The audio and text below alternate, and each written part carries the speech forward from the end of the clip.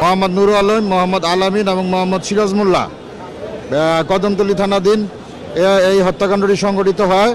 এবং ইয়াসমিন আলম হচ্ছে একজন মহিলা, তার বয়স 26 বছর, এবং তার কন্যা ইয়ামিন আলম, তার বয়স 4 বছর।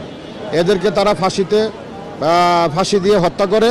আজকে দ্বিতীয় অতিরিক্ত মহানগর দায়রা জজ আদালত আসামিদের 164 ধারার জবানবন্দি পর্যালোচনা করে এবং 15 জন সাক্ষী নিয়ে সাক্ষ্য প্রমাণের ভিত্তিতে আসামি মোহাম্মদ নুরুল আলম, মোহাম্মদ আলামিন, মোহাম্মদ মিরাজ মোল্লা এদেরকে আজকে মৃত্যুদণ্ড প্রদান করেন।